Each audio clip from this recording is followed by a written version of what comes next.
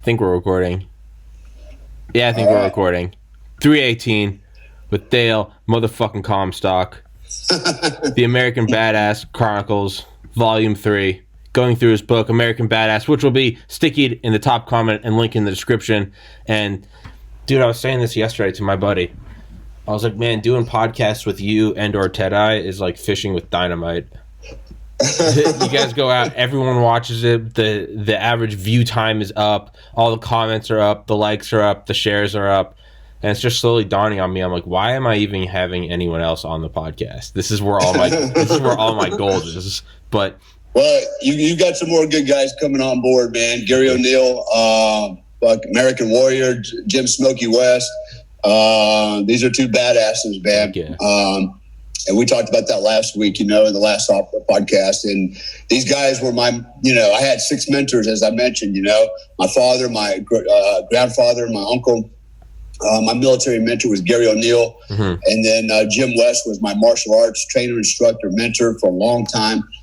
Still a good friend of mine. And then lastly, I mentioned David Fabricius. He's also a world-class coach, entrepreneur, and things like. I learned a lot about business from this guy. So, but Gary and Jim Wright are up there, man. They really are. They literally are two badasses that you don't ever want to get in a fight with. Even at their age now, they will freaking hand you your ass, man. Pretty amazing guys. So they got some great stories, dude. Great stories. In fact, it'd be awesome if you can get them on at the same time and tell some of their stories. Oh my God, man! I mean, holy Jesus. Not the guys you want to meet in a fight for sure. Yeah. Anyways, I've wanted to link up. I've wanted to link up other guests whose like paths have crossed, and it's always difficult. But like I don't know if I could get him to do it. But one I've wanted to do was obviously you were in Operation Acid Gambit, right? You're the door breacher at Modelo Prison to get CIA agent Kurt Muse. But obviously y'all's ride is 160th SOAR. And I've had on Mike Durant, 160th SOAR, and he was in Operation Acid Gambit. Granted, he flew the Blackhawks, and you guys took like the Little Birds. So right, but yeah, we had a couple Blackhawks in the formation, command and control. Yeah, the C3 Birds. So yeah. Oh yeah, I just thought that would be cool. Like 30 years later, you get a couple guys from the same operation. I always thought that would be. Yeah, I tried to do it with the Apollo moonwalkers. I was like, I got one. I'm going to get another guy that's walked on the moon. And their agents were just like, no. And I was like, okay. It's like, fuck. Really? Yeah. I was like, fuck. I mean, dude, these guys do like $100,000 keynote speaks. And I'm like, really? Yeah. I mean, dude, they walked on the moon. Yeah, they walked on the moon. Yeah, so what? I can do the moonwalk. So what? I can do the moonwalk. Dale Comstock, Sunday, January 17th, 10:06 a.m. Eastern. You walked on the moon, so what, dude? Goddamn, you know where I've walked? Man, I've walked some crazy places, Dale's like, I can clear a room in under a second. I don't give a fuck about the moon, man. I can take down 3 I did the long walk for Delta Selection, man. There ain't too many guys that was able to do that. I can tell you that. Yeah, Jesus Christ in heaven. That's a hell of a walk. But yeah, so everybody's listening out there. We're kind of shooting the shit, but I'm not going to go through who am I. If you don't know, well, just Google it or whatever. But there's two previous episodes. We did American Badass, Volume 1, Volume 2. This is Volume 3. So just go back to the last Sunday and the Sunday before. Sorry, go on. So I'm actually calling it from Bali. I'm living in Bali. I have a home in Florida also, but I maintain that, as I mentioned before, for my daughter. She's 11 years old, so when I go back, she and I have a home together. But my home, for all intents and purposes, is right here in Bali. And I have a business here that's kind of in the final throes. Hopefully I can get it, do some CPR and get it to resuscitate. But this COVID's killing everything, man. But there's other opportunities here, so I'm still kicking. But so I'm calling it from Bali. What a cool place, right? I live here. It's paradise, literally. And but it's got its issues too with this whole virus bullshit and the social distancing, mask. You have to wear a mask in the car. They've really lost their mind here. But you just kind of put up with it.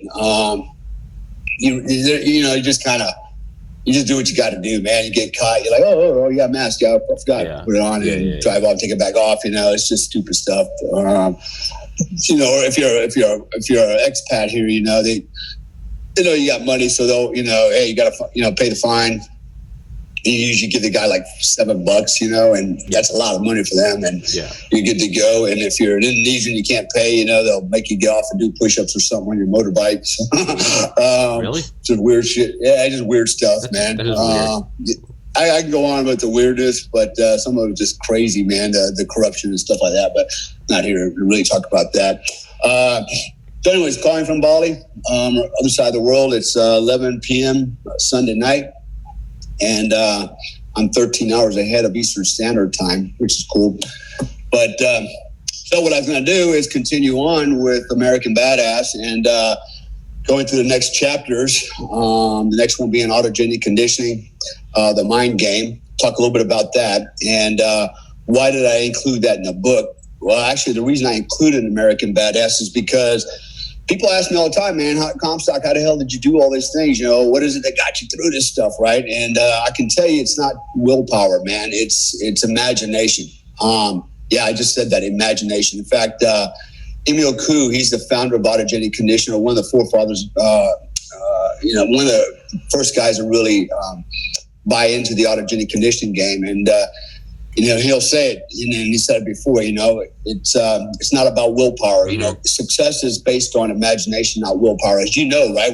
We had this conversation last week, and, when you first talked to me, a year ago, and you learned about autogenic conditioning and what it meant, and you started applying some of these principles, it created some realities for you that you didn't think was possible, and also, wow, it came about. So for everyone, right? For everyone listening, sorry to interrupt, Dale, but that is something I have to tell. Is last March, so learning about that, and I've been meditating since 2008.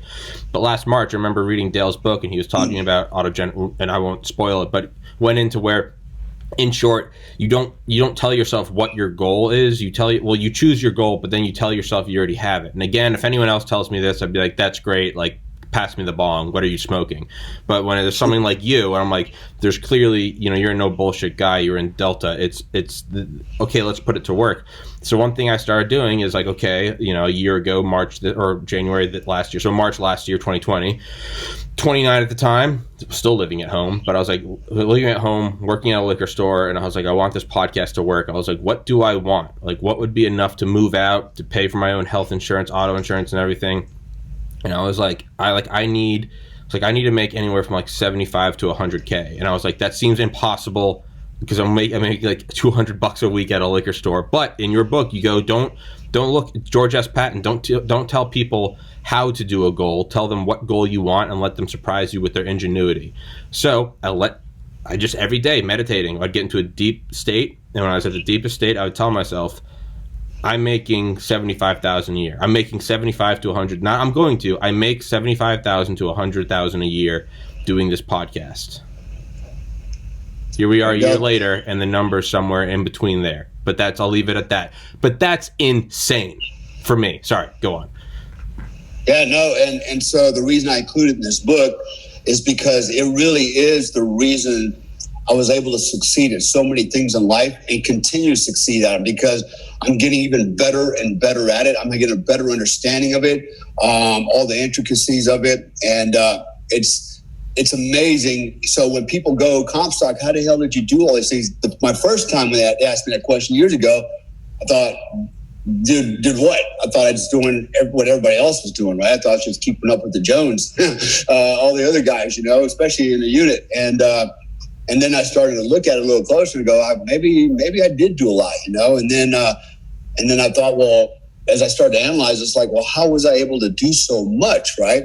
And for example, I give you one example, man. Towards the end of my career, about 3/4 of the way through, actually, I was in 3rd Special Forces Group, and I was a team sergeant on an A team, and I was married with 3 kids. I had a part-time business. I'm a full-time Green Beret.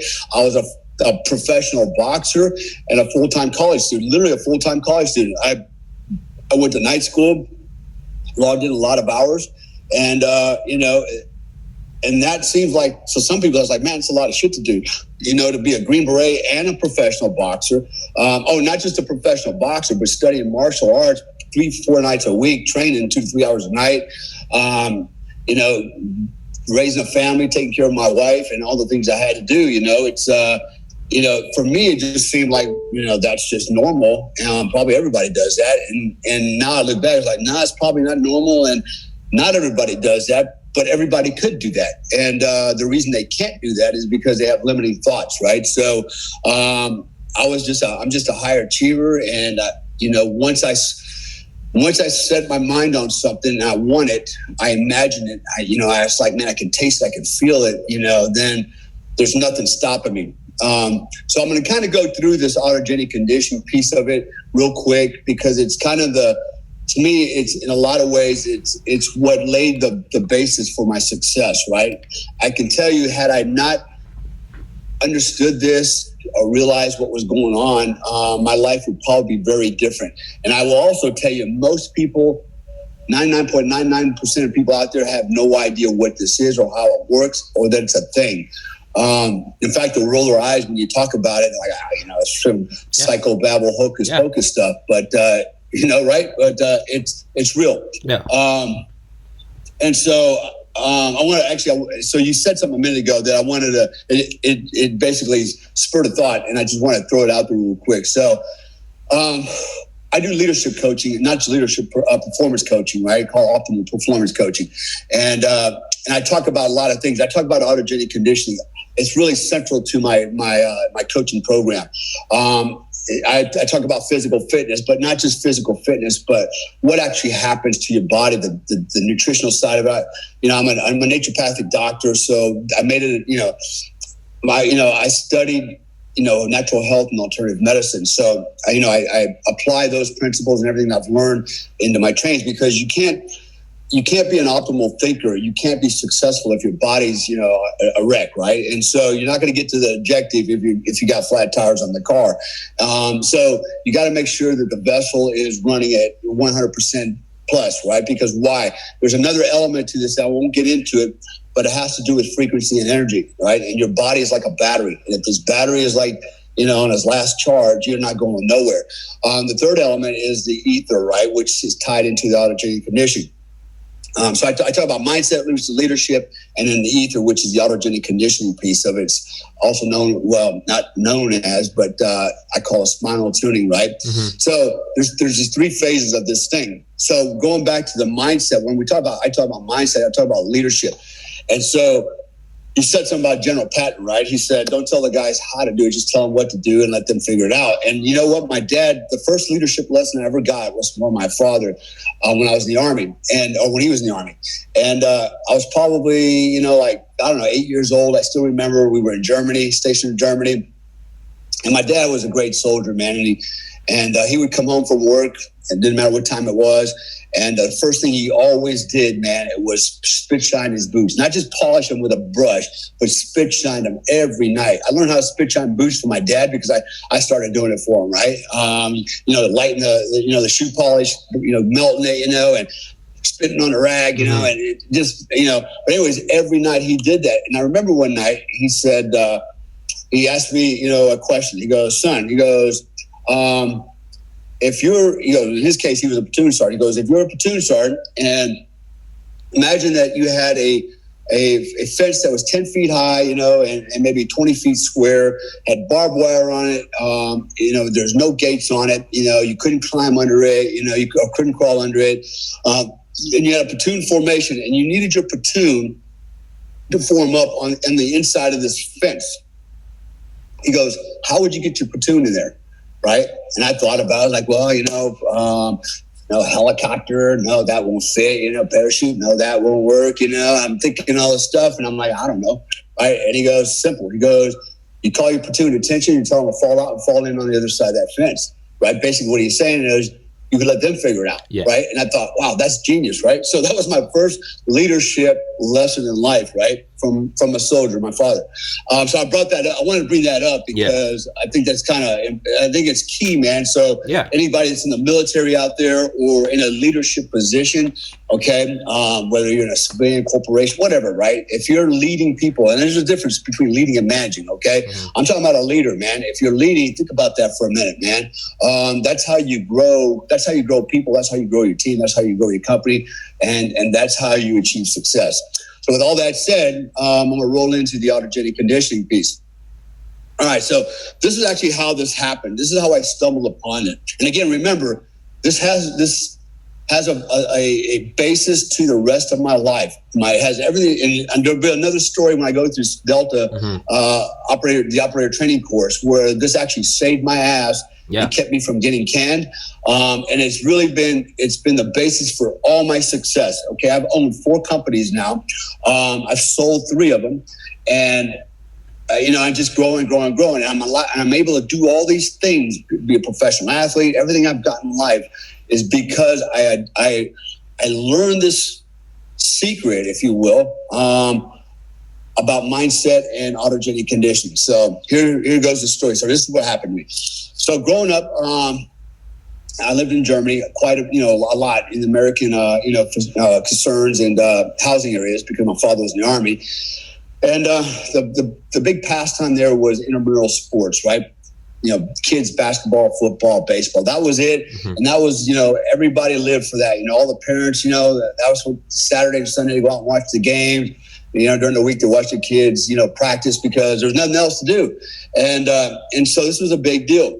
And I was a jock. I was, as a kid, I liked sports. I wasn't very good at it. In fact, I sucked for a lot of reasons. I didn't have a lot of confidence. I was small as a runt. I was kind of timid. I was shy. I was the runt of the litter, right? Even though it's just me and my sister, I guess I was the runt of the two, but I was a runt, right? And but I really wanted to be like, the rest of the boys, man. I just, I wanted to do all this stuff. I just didn't have the confidence. And so anyways, I was about 14 years old. And in my particular neighborhood called Pattonville, which was in Stuttgart, Germany, we had 2 baseball teams just in my community alone, right? The Pattonville All-Stars and the Pattonville Royals, a.k.a. the Bad News Bears, if you ever watched that movie, right?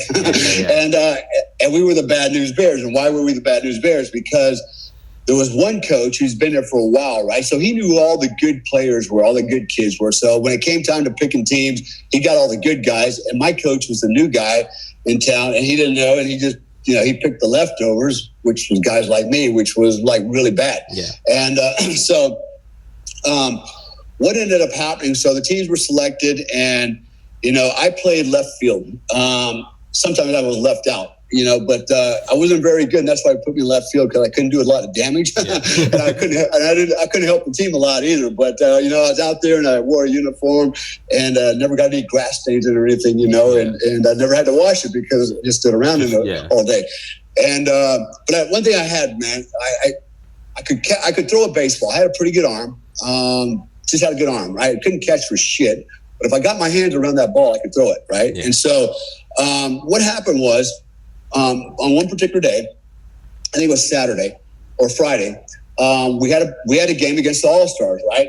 The Royals versus the All-Stars, the best of the best of the best against the Bad News Bears, right? This was going to be a shutout, and it was. So we had the game, and I remember our catcher got taken out, right? We had one catcher who's pretty good, but a guy was sliding at home base, need him in the groin. And that was it. End of the season for this guy. He was out, right? So now we're minus the best catcher, the only catcher we really had on the team. So we lost the game. The next day we had practice. And actually, let me back up just a little bit more. I was playing always left field. This particular day, my coach said, I need you to play third base. Now, I'd never played the infield, right? And I'm like, oh, shit, And I could never say no, right? I'm the guy that's like, yes, sir, roger that, put me in, coach. And I'm thinking, holy shit, and I had no confidence to play third. I never played it before. Never played the infield. I was a left field guy, right? And so I knew, and we were going to play these guys, and I thought, holy smacks, all this stuff started coming to my head. What if, guy hits a line drive, and it comes right at my face, and and I had no confidence in catching the ball. Like, what if I try to catch it and I miss and it hits me in the face, or what if this happens, or what if that happens, right? Nothing but negative thoughts. That's all I could come up with was negative thoughts, right? So, it's negative energy, and I attract negative energy. So what happens? All those things happen, right? In fact, this one guy, I remember he was a big dude. He was really good, and he was a really cool dude, right? You always have the cool dudes, when you're a teenager. And this guy cracks the ball. It's a line drive to third base, and I remember all time slowed down, man. And I could see this missile coming at me. and I remember in my mind going, okay, Dale, do you attempt to catch it and miss and get hit in the face because it's really going to hurt? Or do you kind of try to catch it, pretend like you're going to catch it and kind of duck out of the way and let it go over you and pretend like you just missed, you know? And, I'm processing all this information in a split second. Time to slow down. Yeah. And I opted for the latter. I kind of half-heartedly reached up for it and kind of ducked and let it go over my head. And when I did that, man, I was rebuked by all the parents, man. They were brutal. I'm 14 years old, and they just freaking mauled me from the stand. In fact, they got out of the stands and walked over to the little box next to third base and was standing there chewing my ass. Right? I'm like, come on, I'm sorry, And and of course my confidence was now it's really gone, right? And so it was one error after another, right? And everybody's like, come on, coach, get him out of there, And I'm like, holy shit, you would think we're playing for the world championship, and millions of dollars at stake. So I remember when it was all over, man, catcher got taken out. I went into the dugout and I waited till everybody cleared the baseball field. Everybody was gone before I came out. And I looked out there okay, nobody's out there, and I went home with my tail between my legs, and I never gave up. So the next day we had practice. And I'll be damned, my coach says, Comstock, I want you to play catcher. And I thought, you fuck with me, right? Because you saw what happened at third base, right? Nothing. And if I can't play third base, what makes you think I'm going to play catcher, right? And it wasn't even up for debate. He's like, you're playing catcher. And so I thought, okay, either this guy wants to just really fuck me up, and he's having fun embarrassing me. I didn't know what was going on or why it was happening, right? So, not a quitter. I said, okay, roger that. Mm-hmm. Put me in, coach, right? So I had about 30 minutes of practice before it got too dark to do any more. And, I'm getting all this input. I'm really nervous, good Lord, I'm going to be catcher, guys swinging the ball and shit's going to happen really fast and all the actions are going to be at home plate, and everybody's giving me, instructions and advice. Hey, man, do this when this happens, do that when this happens. It was sensory overload, right? And I'm not doing good, right? The balls are coming. I'm kind of missing, and it's hit me in the chest and the face.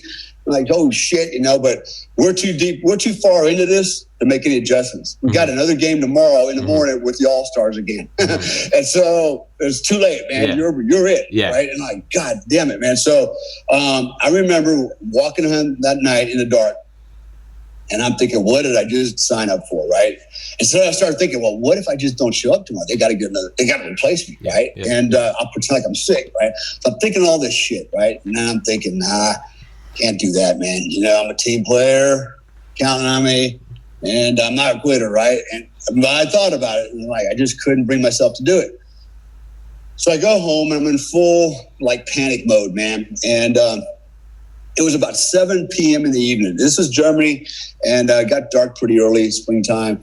And I go to bed, and I still remember, I had a little boom box, because those were really popular back then. Mine was an Iowa, AIWA, had the little speakers on it, got it for Christmas, and had my cassette in there with my jams and my little headphone.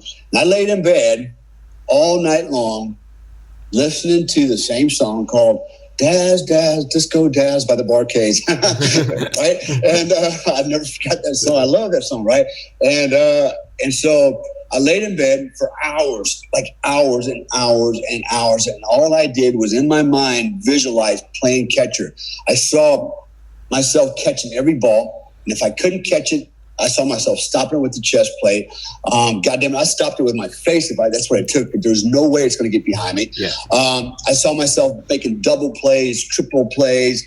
I saw myself throwing dudes out. I just saw myself not making any errors. And I in my mind, I visualized every contingency, every possibility, and I saw myself acting on it to the point where I could feel the ball in my hand. I could feel the thread. I could feel the impact on my catcher's mitt.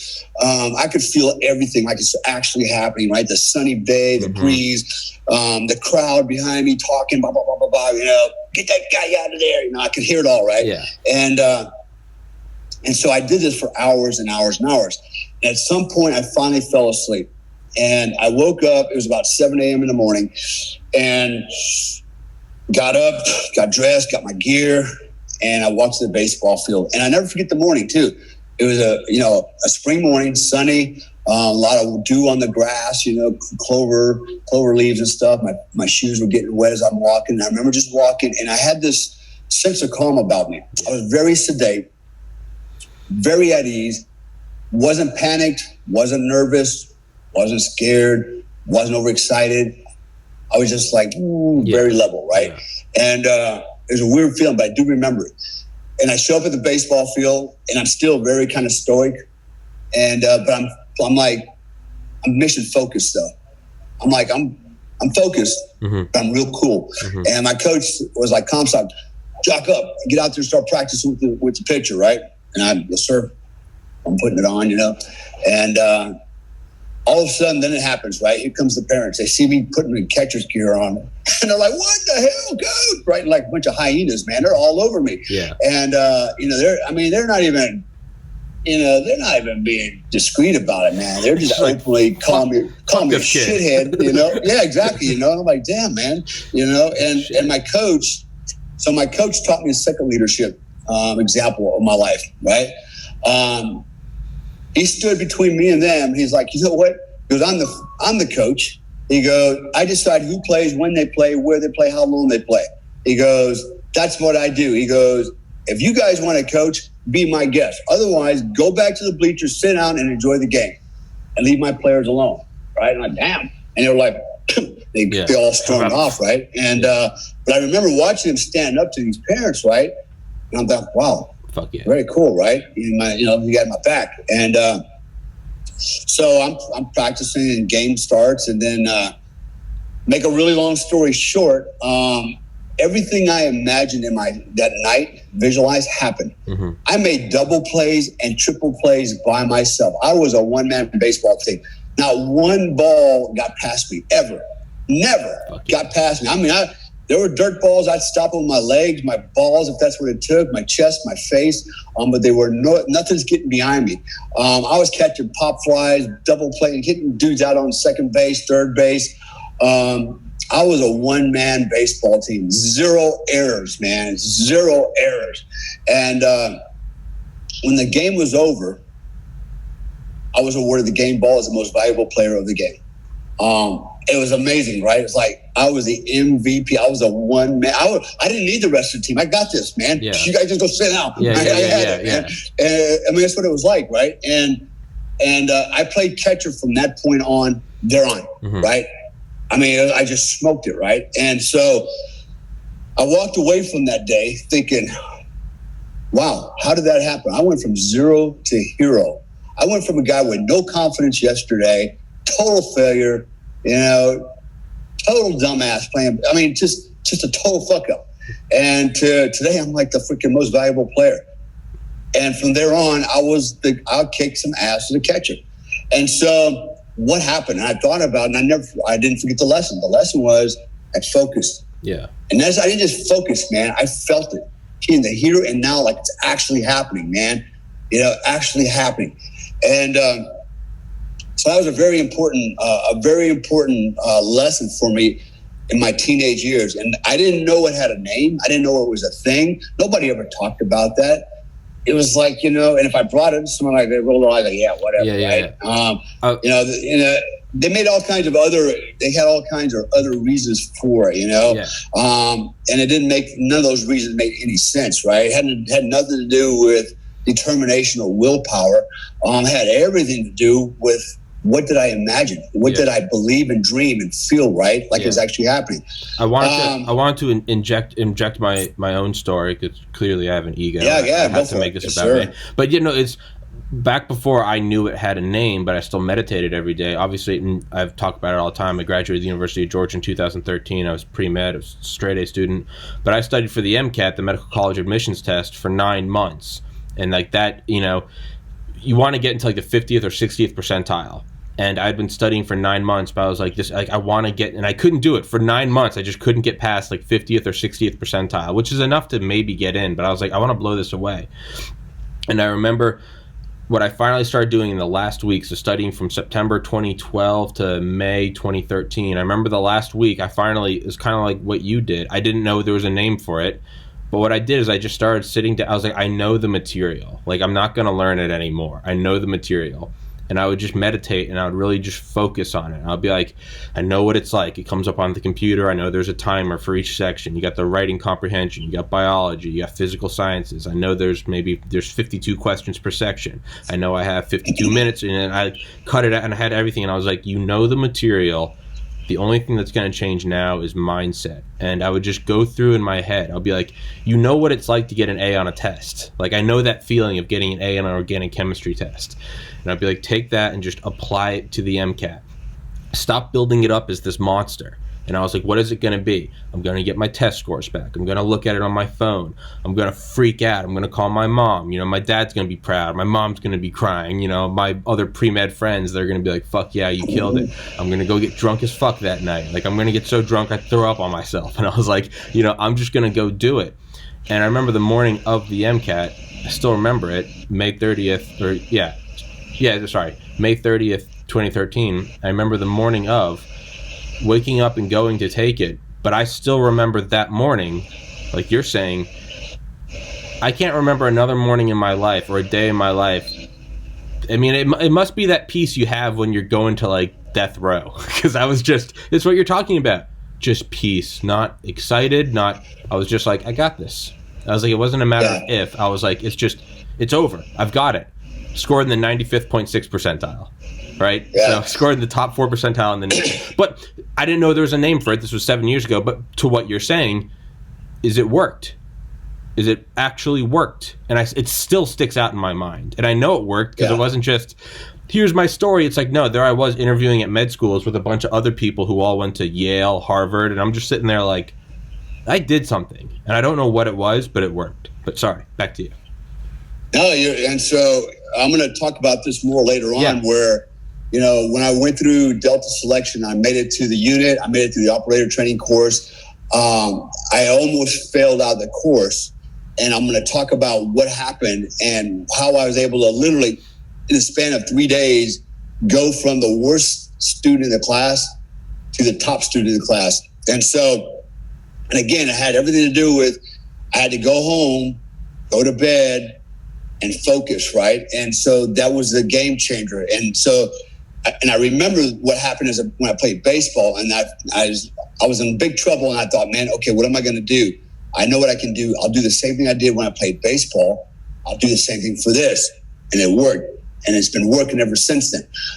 So that will come in the subsequent chapters as we go in the other podcast. Sure. So moving forward, so that was one of a very important life lesson for me. Now remember, my father was in the Army for 20 years.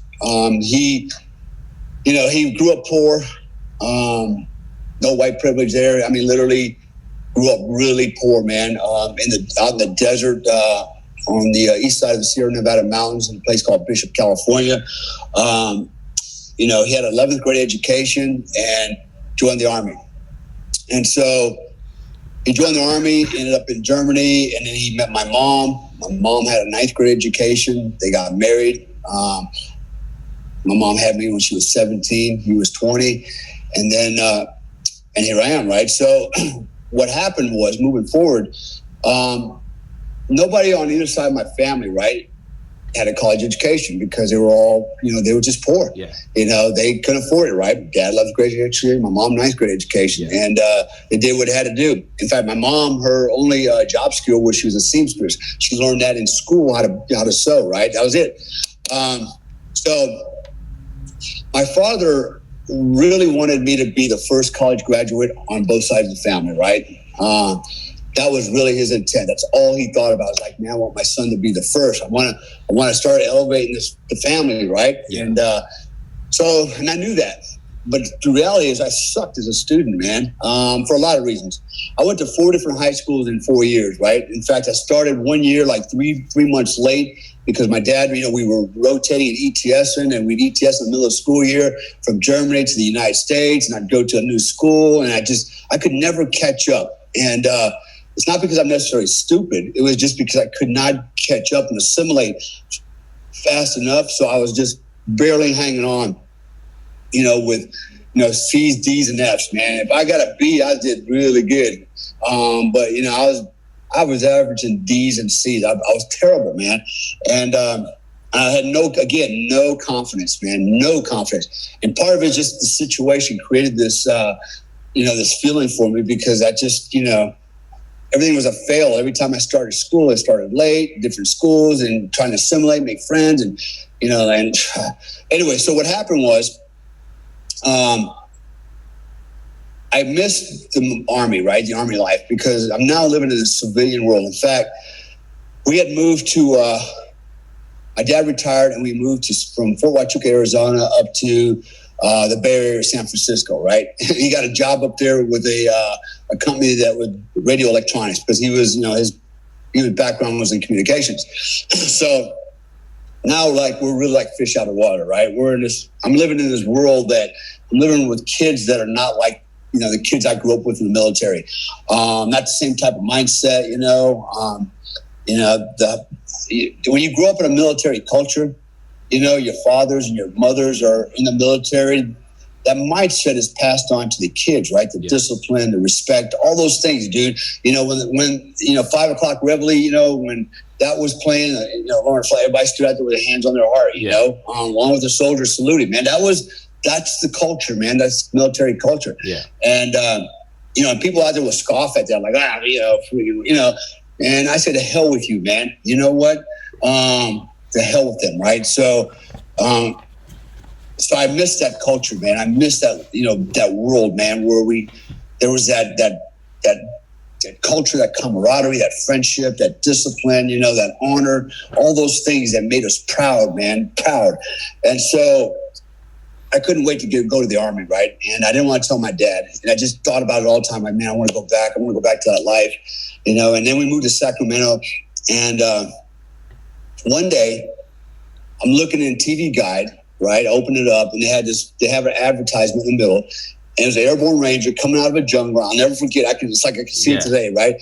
He's wearing a green patrol cap. He was wearing OG 107s. He had a rappel rope around his chest. He had a Car 15. He had camouflage on his face. And he's just coming out. He had this badass look to him coming out of the jungle, right? I go, that is it, man. That's what I want to do. And so then, just serendipitously, I get a call from a recruiter, Army recruiter, And I'm thinking about it, like, yeah, let's go down there, right? And so I went down there, and I'll never forget. In my book, I call him Staff Sergeant Dodson, right? Just to save his name. Little redhead Irish dude, Staff Sergeant. Freaking guy could talk. He was funnier than shit, man. Just a wild man. And I show up in his office, sit down at the desk, and he just starts talking about, things like, communications, and electronics. We didn't have computers back then, and it sounds like a long time ago, right? This was like 1980, right? And so, and he's, talking about, everything I was not interested in. And I'm just kind of like looking at this crap on the table. And I go, Sergeant Dodson, what about Airborne Rangers? And eyes got big, kind of smiling, like, shit. He wiped the whole desk clean, pulls out one little thing about the Airborne Rangers. He goes, bam. And I'm like, that's it. That's what I want to do. And he's like, we'll sign right here and we're good, right? So sign me up, right? And he's like, hey, if you can bring 2 more guys in, on this delayed entry program, which was a year out, right before we graduated high school, he goes, we'll promote you to E2 right away. You go in the Army already in E2 instead of E1, and you get a $3,000 bonus. Holy shit. So I recruited my two best friends, right? I talked them into it, right? And my two best friends to this day are still my best friends ever, man. They're my brothers. Fuck yeah. We went to high school together. One of them's a black guy named Kenny, and the other guy's a Mexican named Joe. And we were the best. And to this day, we're still the best friends, right? So the three of us, the Three Musketeers, we signed up together and we went into the late entry program. Now I had a problem, though. I had to tell my dad what I did, right? And I did. And when I told him, he was not happy. He was actually sad, right? He wasn't mad. He was just, I could tell he was very disappointed. Yeah. And I saw it in his eyes, like, oh, shit, I really screwed this up. I thought he was going to be proud of me because I wanted to be a soldier too, right? And he's like, son, he used to tell me you wouldn't do good in the Army. You don't like getting up early. You're lazy, blah, blah, blah. Give me all those reasons why it sucked at being a soldier. And here I go, right? And so when I saw how bad I disappointed him and the fact that I thought you were going to go to college, I was like, look, Dad, I said, I'm going to get my college degree. I promise I'll get a college degree. Let me join the Army. I want to be like you. I want to go back to that, but I'll get a college degree. I'll do it, right? And that was my promise to him. So the year went by, I went in and actually all three of us went in and so we were supposed to go to Ranger School. Well, that somehow didn't happen. Like, oh, by the way, no, we can't send to Ranger School. There's been a change, no slots. Just go to the 82nd Airborne Division. When you report to your company, tell the Sergeant Major you want to go to Ranger School, and you just take care of it real quick, and you can go to Ranger School, no problem. It's that easy, right? Yeah, right. Bullshit. So, okay. So, yeah, that never materialized. You go, hey, gotta go to Ranger School. Like, fuck you. There's like 1,000 guys in front of you. You're not going nowhere. It's like, shit, okay. I keep digging that foxholes deeper, right? And I'm like, oh, yes, sir. I used to watch you as a kid play baseball. You suck. You're like, fuck. So anyways, ended up in 82nd. I was in an infantry company, 2nd Battalion, 325th Airborne Infantry. And then we had a really good company. Actually, we had a great platoon. Our platoon won the what they call the annual RTEP every year, which was 15,000 paratroopers. Not all of them are infantry, but most good. You had 3 brigades of infantry.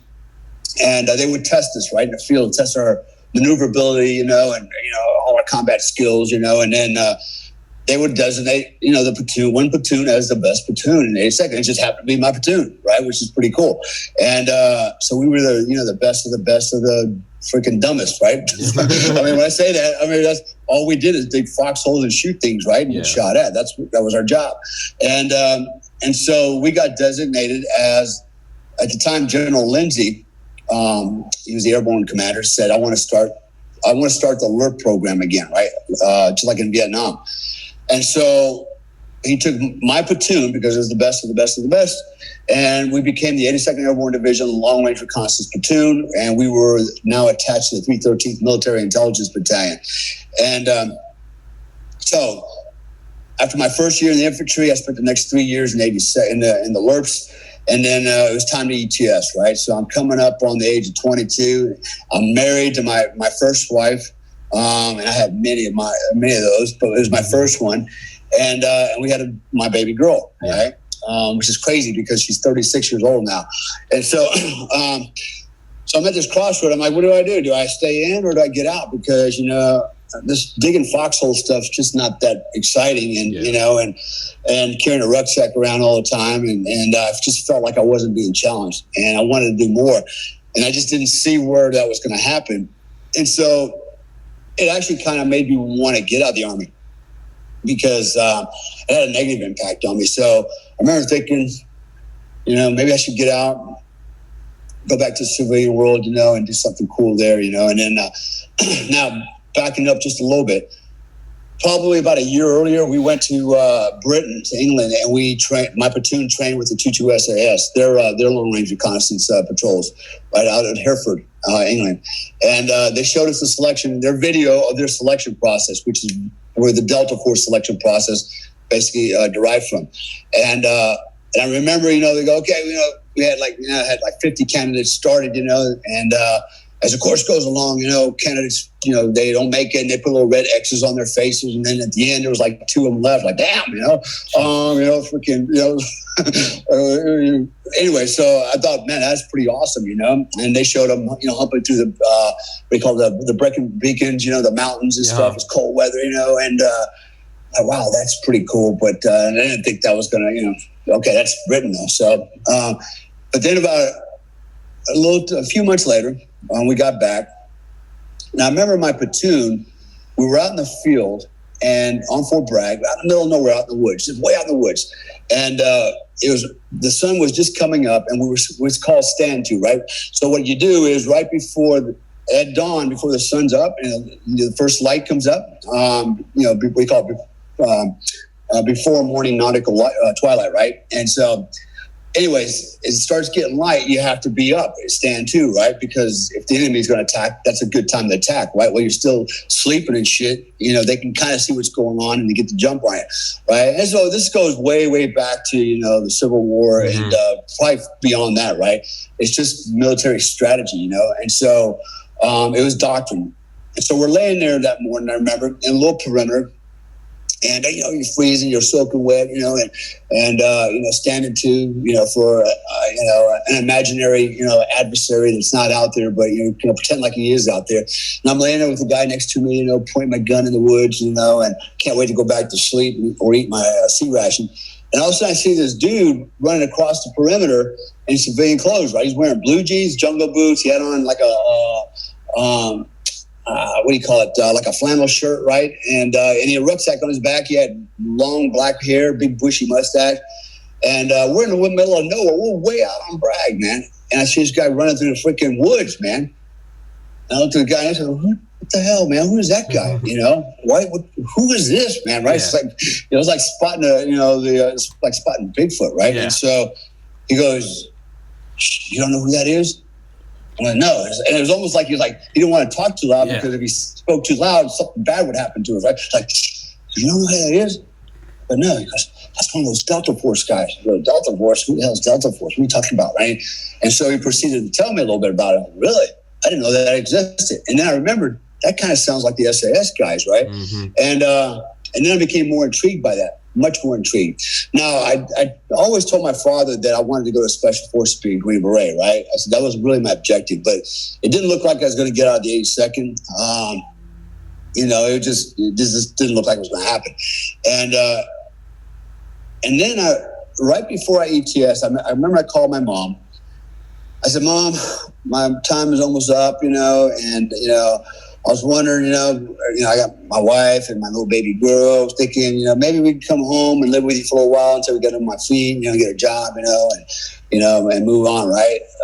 And I remember my mom, man, her answer was no, not no, but hell no. And I'm like, whoa, I wasn't expecting that. I thought, come home. Yeah. No, don't you dare come back here. Don't you be bringing some woman and a kid too. Yeah. And holy shit, right? So now I realize I ain't got nowhere to go.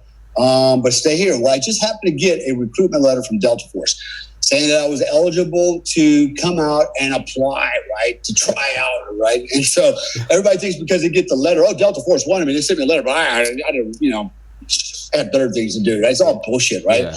It's just what they did was they screen all the records in the military, right? And they have a minimal requirement that you have to meet, right? And it's a lot, and it's minimal age, UCMJ, action against you ever, certain GT scores. There's all kinds of stuff they look at, right? And if you meet the threshold, they send you a letter, say, hey, you're welcome to come out and put in an application, right? And the application process is basically background checks, actually a psych evaluation, physical fitness test, a bunch of other stuff.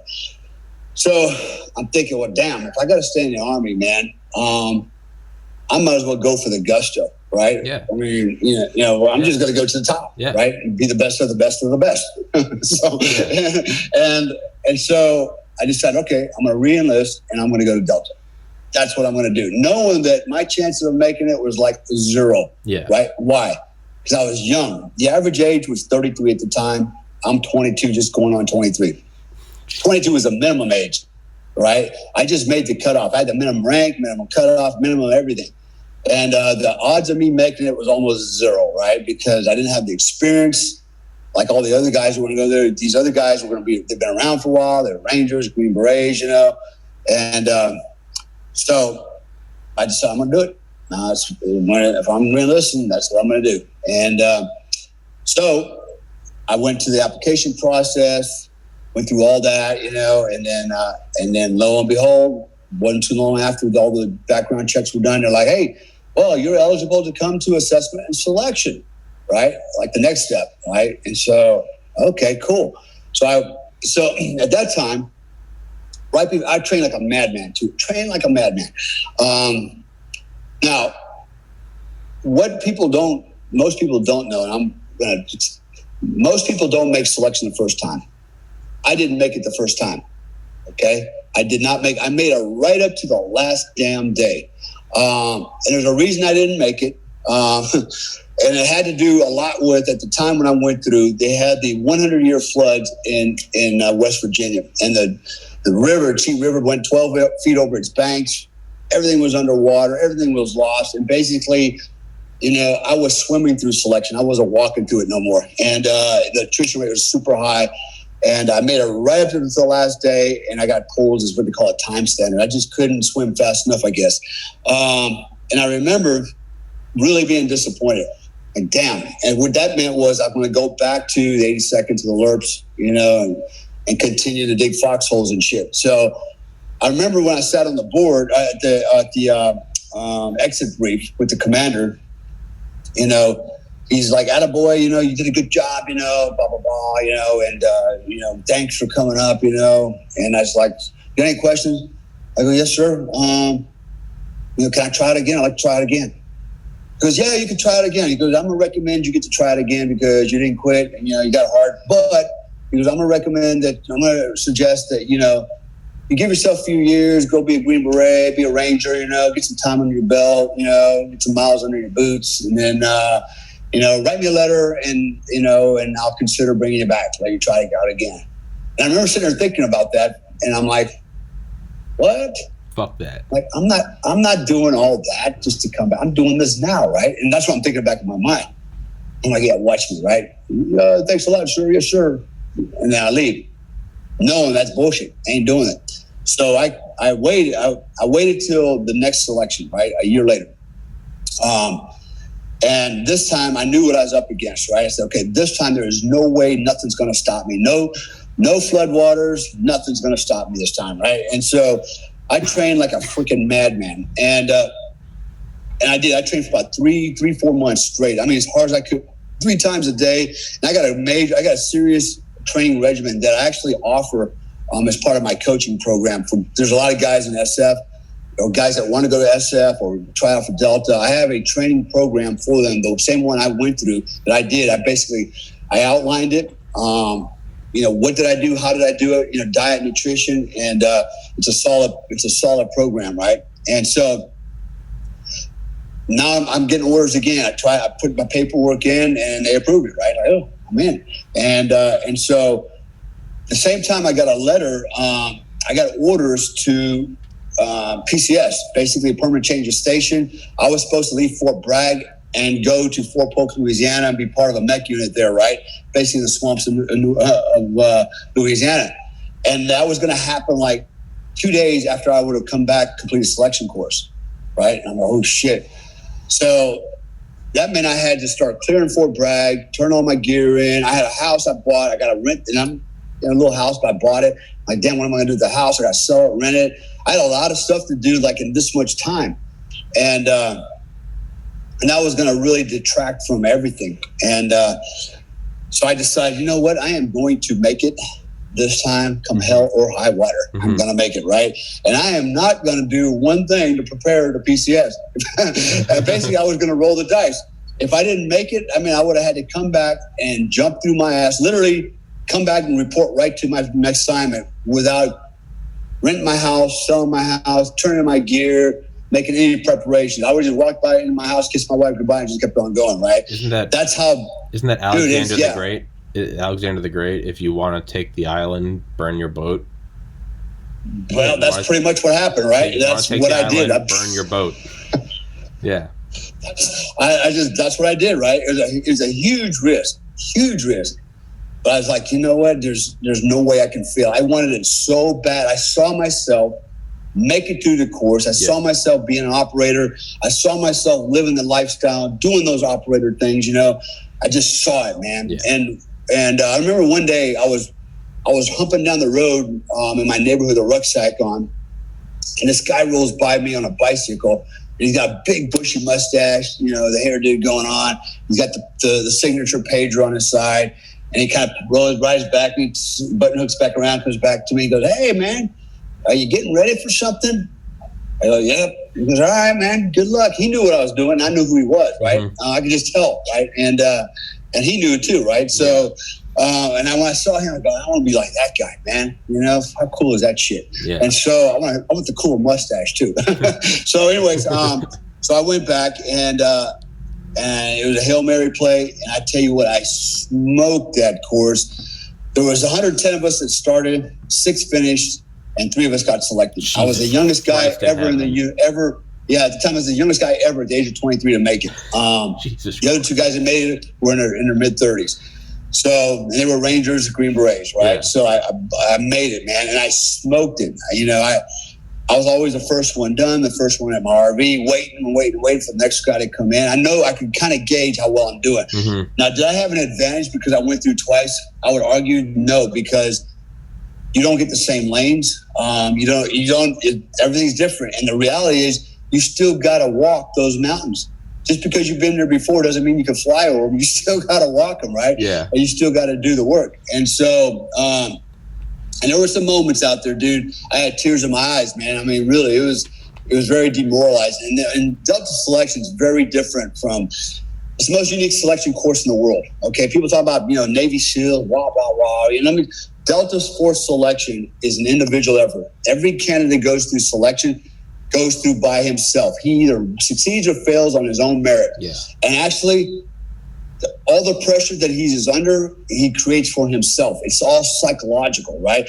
Whereas when you go through, BUDS or, Ranger School or anything else, right? You're going through as a team and groups, and you can kind of draw energy and confidence and, and motivation from the other guys, and you kind of gauge who are you doing with somebody else. When you're in selection, you're all by yourself. You got you don't know when it's going to end. You don't know what the standard is. You have no idea how far have I got to go, when's it going to be over, how many days. Every day you just do the best you can, because those are the words that you're left with before you leave. It's like, do the best you can. Yeah. Like, what does that mean? It means do the best you can. Yeah. Fuck, the best I can is like wide open. Yeah. But how long can I go wide open? Do the best you can. Do the best you can. So, and he's saying good enough or it's not, right? So all the pressure you're under you create it, you're on yourself. And trust me, man, when you're under pressure like that, it's a matter of time. Physically, when you break down and there's nothing left in the tank, it affects the psyche, and you literally see who you really are. And I can remember standing out in the woods by myself, looking at myself, crying, going, "You freaking pussy, man! Is this what you're all about? Is this what you want to be? Yeah, yeah, and you reach deep, and deep, man, really deep to make it through. And most guys just can't reach deep enough. That's why 3 of us got selected out of 110. And that happens twice a year, by the way. And they had selection courses where 1 guy made it. So anyways, again, it just had a lot to do with the mindset piece of it, seeing the outcome. But anyways, I made it, right? And I dodged a 4 poke bullet. And I thought, that was close. Thank God, man, I made it, because that would have been a train wreck right there. And so anyways, I made it through, and, and that's how I ended up in the organization, and became a life-changing event for me, And so, I spent almost 10 years over there. While I was there, I had an opportunity to go through the Special Forces Qualification course, become a Green Beret. I did my time in the 82nd. So really for 20 years in the Army, I was either kicking indoors or humping a rucksack. And with the exception of about a year and a half, where I was the Assistant Officer CO for 3rd Special Forces Group. So, looking at the time here, we're almost an hour into it. So I'm going to say, we can just jump to next Sunday, man. I don't care. yeah, I'm going to kind of recap it right here. Sure. And then, and when I'm looking at my notes here, it's actually my book, right? Yeah. And there's a thing towards the end here, right? When I joined the Army, at the time, the Army motto was "Be all that you can be." Right? Be all that you can be. That was the Army motto, and I actually live by that motto to this day. I still say that to myself when I look at something that I want to do or I'm interested in. I tell myself, "Be all that you can be. Do it." Mm-hmm. Right? And that gets me going, man. Be all that you can be. Are you being all that you can be? Right? And that's really important. And then later on in the Army, they changed it to the Army of One, mm-hmm. right? Which was, and the reason they changed it to Army of One because they realized that, the new generation was actually very self-centered. It was all about what's in it for me. A different psyche, right? With the new, the new generation. And so they changed it to the Army of One because you can go in the Army as one, and you get to do all this one-man army shit, and get all this stuff, and they found out that was not that didn't work out too good, right? Had a different mindset. So I'm still stuck on the "be all that you can be," mantra, and I still think about it, every day if I want to do something or I'm interested in something. It's like, be all that you can be. Do it, man. Yeah. You only got so much time on the clock, man. Yeah. And use it up, man. Be all that you can be. Fuck yeah. So, anyways, that was kind of how I ended up in the Army. I ended up in the 82nd Airborne Division as a LRP, and then I made that transition at that 4-year mark into the Delta Force. Now, going back a little bit on the time in the 82nd, it was an important period, and for me, because being in the infantry, that was hard time. It was hard time. We'd go out of the field for 6 weeks. Didn't matter what time of year it was, and we went out with minimal shit, man. You didn't bring a field jacket out. You had a sweater or a field jacket liner. You put on your uniform. That was it, man. You didn't bring a sleeping bag. We literally slept in wool blankets.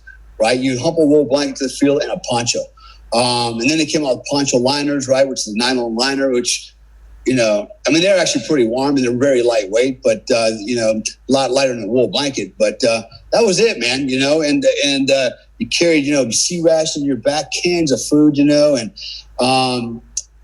steel pots. This was post-Vietnam era, not far behind it. In fact, my platoon sergeant, I remember, was Sergeant Wilson. Sergeant Wilson was with, I believe, the 1st of the 7th Cav, and he looks like Sergeant Barnes from Platoon, right? Mm-hmm. Looked just like him, talked like him, everything. Yeah. Now that I look back, right? And so he was our platoon sergeant, and he was a Vietnam vet. And this guy was hardcore, man. He'd been there, done that, And I actually learned a lot of things from him, and there's some things that I actually apply today in my coaching program, some of the things that he had taught us that were very unique. And I think it has some serious application into success and in this other space that I'm in when it comes to coaching. I'm going down my notes here, so I'm looking at a couple other things real fast. Yeah, so next week we're going to talk about Operation Urgent Fury, which was my first deployment, which was in Grenada, and how that's actually a funny story. And when I tell people the story, they're like, "No way!" And I'm like, "Yeah, way." I literally walked around the island by myself. I got dropped off in the middle of the night, and so anyway, so we'll pick it up from there, and then. We'll continue to march, and we'll go into start talking a little bit more about selection, going through OTC, and then my other experience with autogenic conditioning and OTC, and how Yosemite Sam. The lessons I learned from that baseball game, carried over, 10, 12 years later. And actually, it was that lesson that allowed me to become a Delta Force operator. Had I not had that experience or that lesson early in life, I would have never made it through. And so, so there's a lot more to cover. and we'll break it off right there, I think, and because it's actually midnight. Yeah. I always Bali, Indonesia. Yeah, I always forget when I'm talking to you. I'm like, yeah, let's just keep going. I'm like, my day's getting started. I'm like, Dale's. It's midnight. No, actually, you know what? And to be honest with you, man, it's not even. I'm on my own clock, man. Yeah. And I really don't have anywhere to be in the morning. But I do have things to do, and I'll just organize my day. But I try to kind of keep some kind of a work schedule, day schedule. Yeah. And sometimes I have to remind myself, dude, Comstock, you're your own boss, man.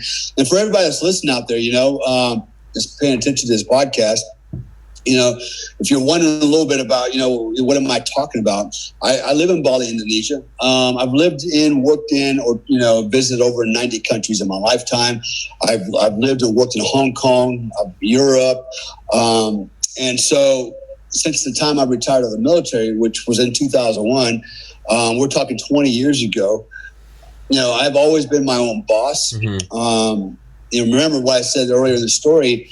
I was as dumb as a rock, man. I barely graduated high school. In fact, I had to take summer school classes just to make sure I had enough credits to graduate high school so I could go in the Army. Yeah. I was that far behind. And I wasn't gifted or anything like that.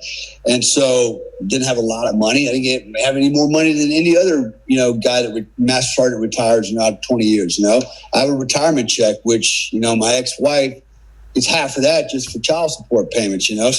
So, and taxes for Uncle Sam, all those lazy ass bastards who don't want to work, I got to pay them too. And so here we are. Right. But, I've created my own reality, and, I live a life where I don't have a boss. I haven't had a boss in 20 years. I did a lot of cool stuff. Most of you know, or some of you probably know, I spent 9.5 years with OGA, doing the same stuff I did in the military. As of the last 4 or 5 years, I've been working as a mercenary, a real mercenary, not, Blackwater contractor, but, I've worked for foreign governments. It was all above board. So I've still been in the fight, so to speak, fighting against the global war on terrorism. In my 50s, I'm 57 now. And, but I live my own life. I get up when I want to get up. I go to bed when I want to go to bed. I answer to nobody.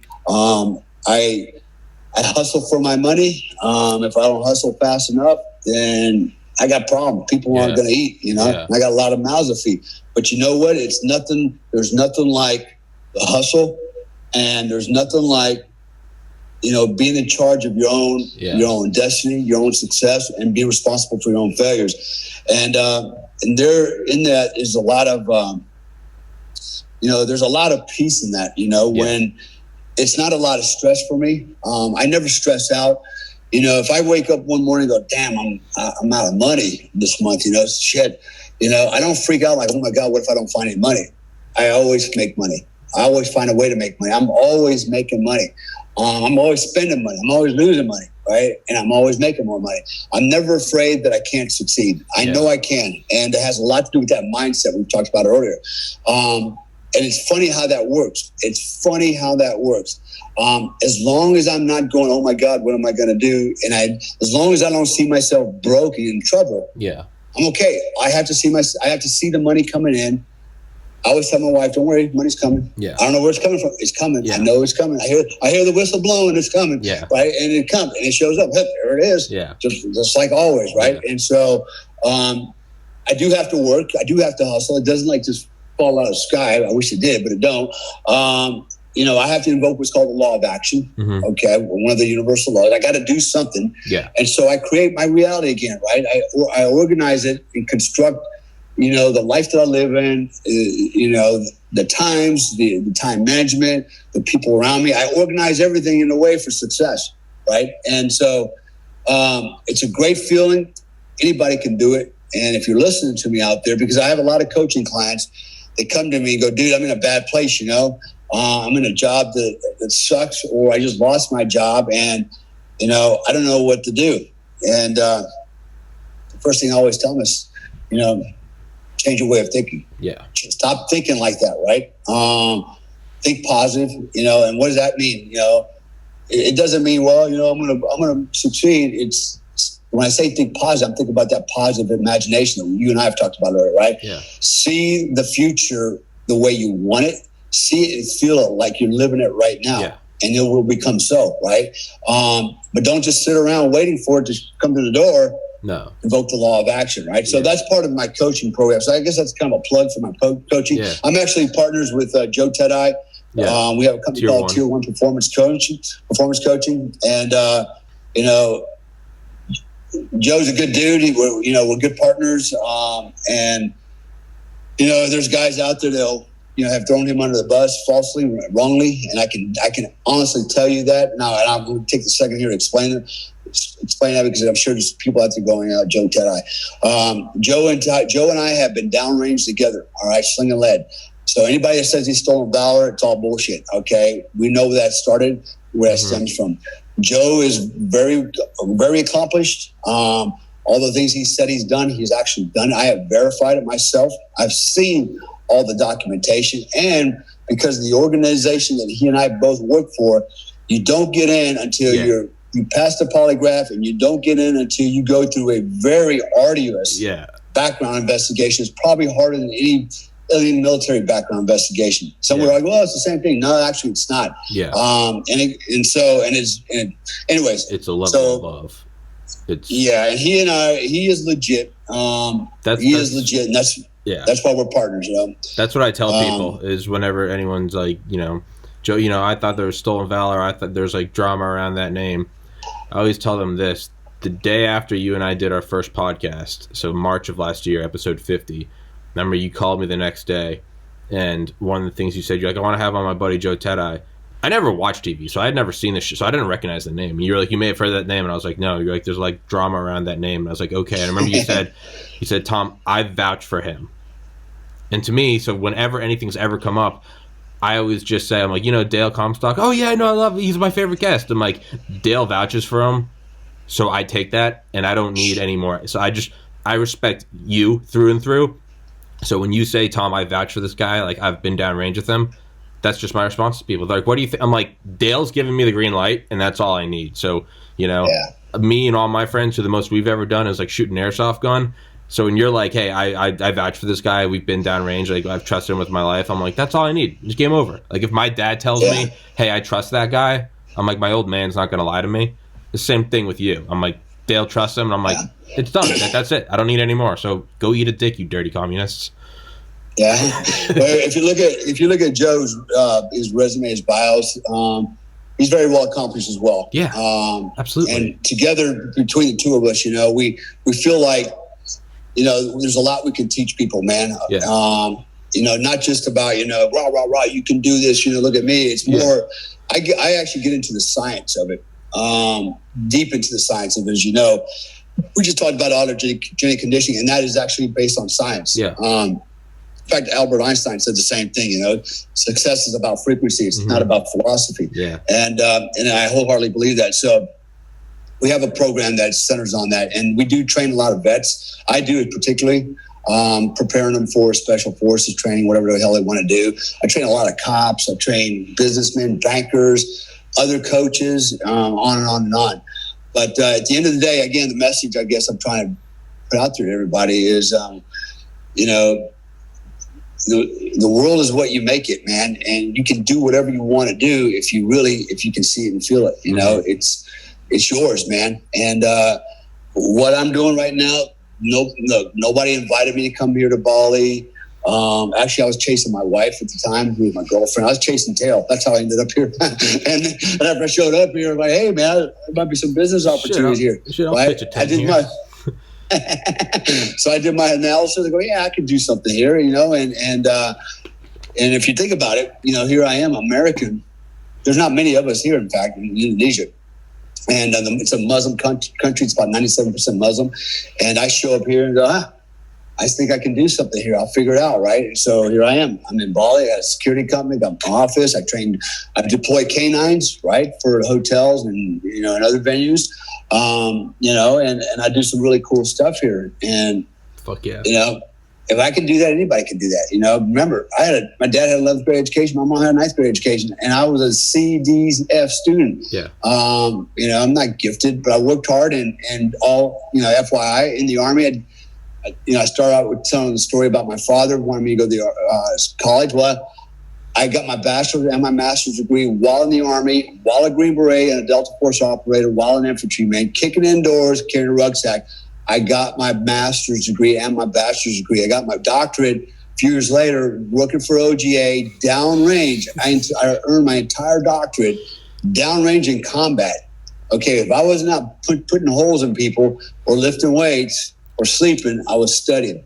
And I managed to pull off a doctorate in 17 months, right? So it's what you put Dale into it, man. You know, the American badass. Jesus Christ. All right, anyway. Yeah. Well, we'll leave it there, man. Well, but we'll leave it there. But I mean, just real quick, last like 30 seconds. But that's what I always get back to. So when I talk to people about autogenic conditioning, and I'm like, I've been meditating my whole life. I didn't know there was a name for it. They're like, where are you getting this from? I'm not getting this from some dirty hippie girl who's never shaved her armpits. I'm like, no, this is from this guy. That's the only reason why I give it weight, is because it's, you know, if some dude who sucks at everything is telling me how to throw a football, I'm like, fuck off. If Tom Brady's like, I throw a football well because every morning I put tapioca pudding on my balls, I would be like, where do I buy tapioca pudding? Because you have 9 Super Bowl appearances and 6 wins. Okay, I'll go buy a gallon of tapioca pudding. Everyone's like, why are you doing that? And I'm like, because he did it, so fuck off. So that's how I look at it. Not saying that you're saying to put tapioca pudding on my balls, but, you know, autogenic conditioning. Also, I never in my life once thought that I would be talking to a guy from Delta Force about putting tapioca pudding on my balls. So, you know, like, life is full of surprises. Dale Comstock, same time next week, 10 a.m. Eastern time on Sunday. I guess that will be the 24th. And, yeah, we'll get into the next chapter. All right. All right, brother. Cool, man. Stay See you safe. then. Thank you. God bless America. Stay safe, everybody. Hoorah. Hoorah.